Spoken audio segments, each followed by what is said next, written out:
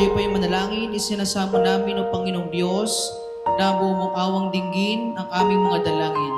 Tanggapin ang batang ito at sa umagitan ng tanda ng krus, naway pa sa kanya ang walang hanggang kaputihan at sa kanyang pagsunod sa iyong mga tutusan ay magkamit ang katipala ng iyong walang hanggang kawaan.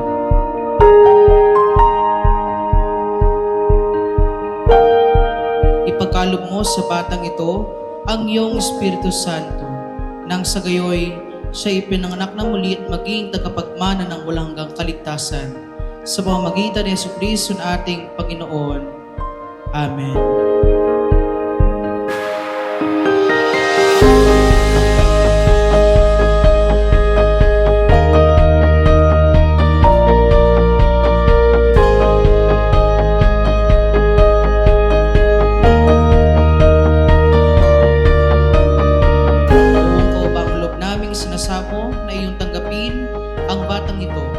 Iyong ipagkaloob sa kaniyang tapat na pananampalataya, matibay na pag-asa at pananakagalakan sa paglilingkod sa iyo upang sa kaniya ay makasama ng iyong mga tapat na lingkod at maging karapat-dapat sa iyong walang hanggang katipanan.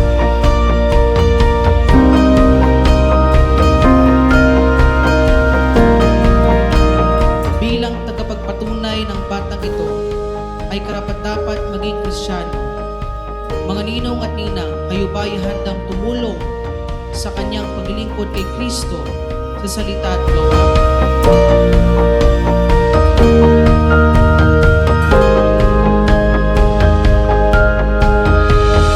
O Diyos na bukal ng aming buhay, pakabanalin mo ang tubig na ito upang maging kasangkapan sa mahiwagang paglilingkod at paglilinis ng aming mga kasalanan. Naway makapagdulot ito sa amin ng panibagong buhay sa pamamagitan ni Jesucristo na ating Panginoon. Amen. Tinanggap mo ang puting lino, tanda ng kawalang kasalanan na sa iyo ay ipinagkaloob. At sa gisag ng kalinisan ng buhay na sa iyo ay ipinamamanig upang pagkatapos ng buhay na ito, ikaw ay maging tagapagmana ng buhay na walang hanggan. Amen. Minamahal na magulang sa mga ninong at ninang ng batang ating bininyagan, ang Santa Iglesia po ay nag-uutos sa akin na kayo ay palalahanan tungkol sa inyong mga tungkulin sa batang ito na ating bininyagan. Ituro po sa kaniya ang mga aral ng banal na Ebanghelyo ng ating Panginoon upang pagdating ng araw ay kaniyang gampanan at tuparin ang mga pangakong inyong ginawa sa kaniyang pangalan. Pakaingatan siya ilayo sa lahat ng kasamaan at mga tukso, sawing palad ang magdulot ng ipagkakasala, wika ng ating Panginoon. Sapagkat ang mga kasalanan at masamang halimbawa ay totoong makakasira sa mga murang kaisipan ng mga bata. Kaya nga po ituro sa kaniya ang pag-ibig sa Diyos at pagkakawang gawa sa kaniyang kapwa at malinis na pamumuhay. Tulad po ng winika ng ating Panginoon, ang sino mang hindi tumanggap sa karya ng Diyos tulad ng isang bata ay hindi po makakapasok dito.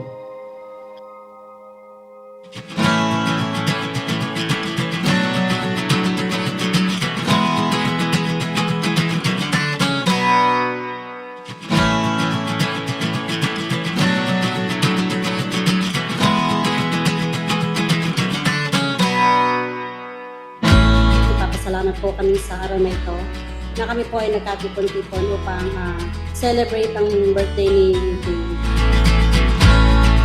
Po, good afternoon. Thank you sa pagpunta dito sa birthday ni Kay. Ayun, thank you sa effort na mga nagpunta. Then, enjoy lang tayo today.